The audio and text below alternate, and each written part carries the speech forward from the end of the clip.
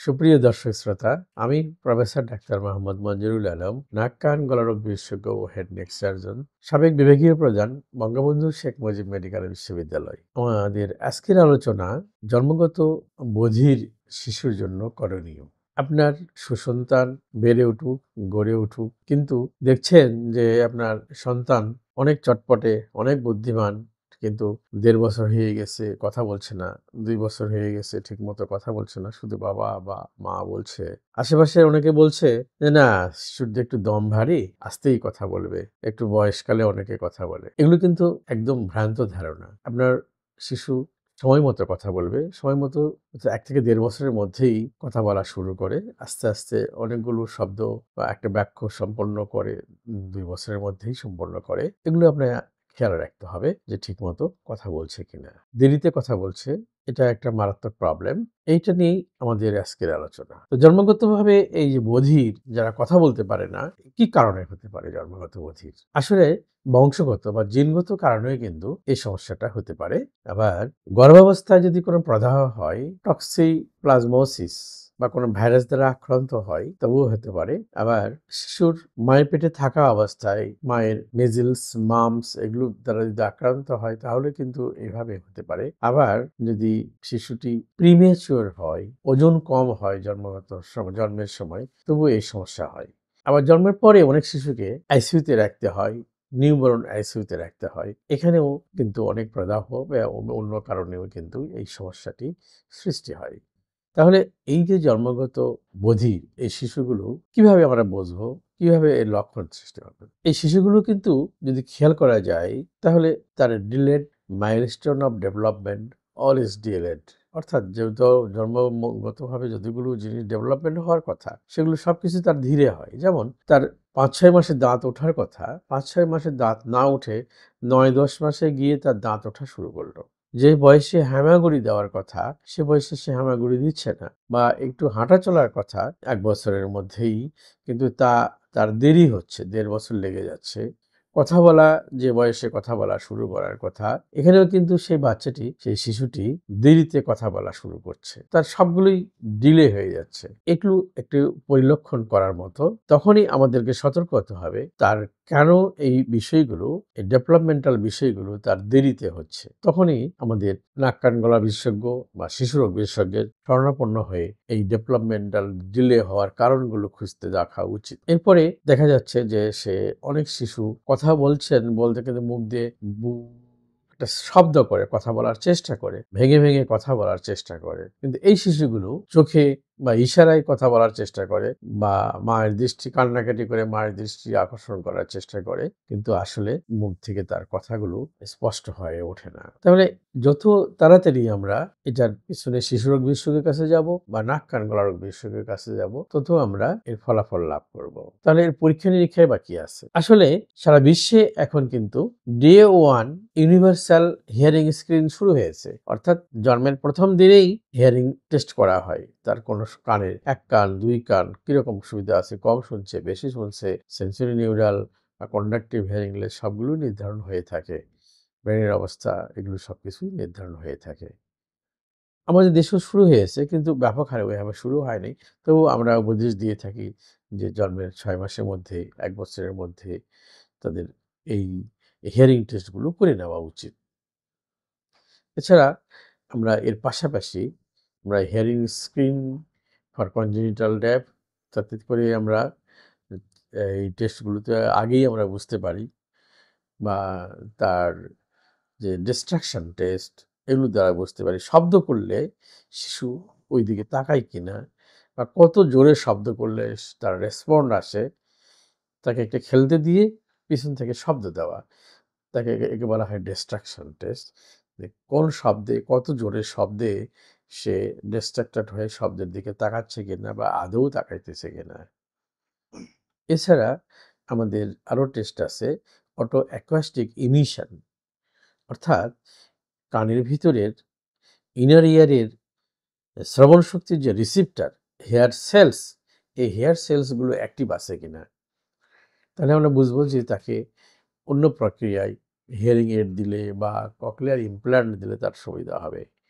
আবার এবিআর, অর্থাৎ brain stem response, brain stem acoustic brain stem রেসপন্ডে তার ব্রেনের রেসপন্স ঠিক আছে কিনা এই টেস্টগুলো আমরা করে থাকি কনজেনিটাল ডেফনেস শিশুর জন্য।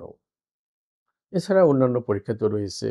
এর পাশাপাশি তার কানে শোনে না, কথা বলে না, এর পাশাপাশি দেখা গেল কোনো শিশু তার ব্রেনের কোনো সমস্যা রয়ে গেছে বা সেরিব্রাল পলসি রয়ে গেছে বা অটিজমের শিকার, মানে অটিজমের কোনো লক্ষণ তার মধ্যে আছে কিনা এগুলোও আমাদেরকে ডিটেক্ট করতে হবে।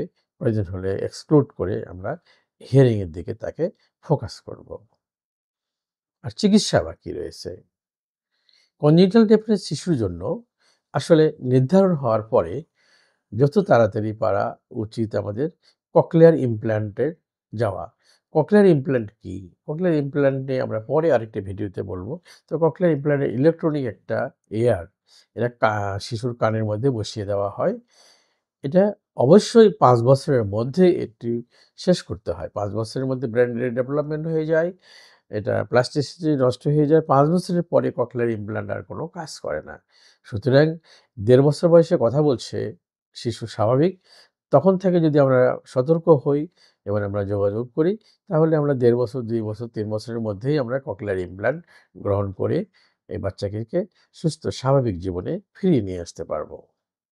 এছাড়া এই বাচ্চাগুলোকে আমাদের আগে হিয়ারিং এইড দিয়েও ট্রায়াল দিতে পারি আমরা, এবং উচ্চমাত্রার হিয়ারিং এইড এবং অত্যন্ত programmable digital hearing aid available.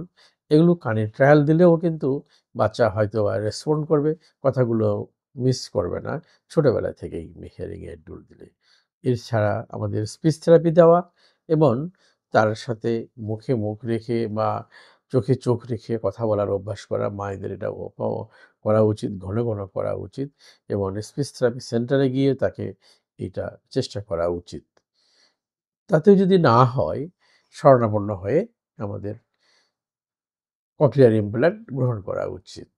সরকার ককলিয়ার ইমপ্ল্যান্ট এখন আগে ২০ লাখ টাকা প্রাইস ছিল, সেটা এখন ১০ লাখে চলে এসছে সরকারিভাবে।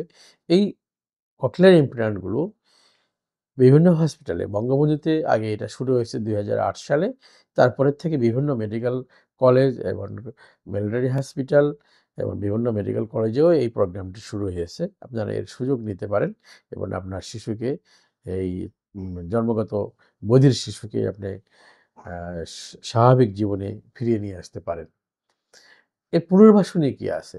যদি আপনার শুধু ককলিয়ার ইমপ্ল্যান্ট লাগান বা প্রতিস্থাপন করেন তাহলেও চলবে না। এর পাশাপাশি শিশুকে স্কুলে দিতে হবে, যে এটাকে বলা হয় স্পেশাল স্কুল, স্পেশালাইজড স্কুল, জন্মগত বধির স্কুল। ওইখানে এই সমস্ত এই বাচ্চাগুলোই স্বাভাবিকভাবে তারা বিভিন্ন রকম শিক্ষা লাভ করে।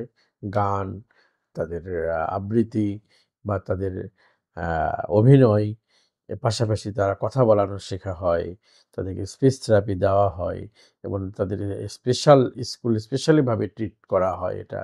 যেমন শাহিক এর মধ্যে অন্যতম, মহাখালীতে শাহিক রয়েছে। সেরকম আরও বিভিন্ন স্কুল, বিভিন্ন স্থানে বিভিন্ন এনজিও, বিভিন্ন তারা আ একটি নন পলিটিক্যাল এবং অলাভজনক অনেক প্রতিষ্ঠান এই কার্যক্রমগুলো শুরু করেছে।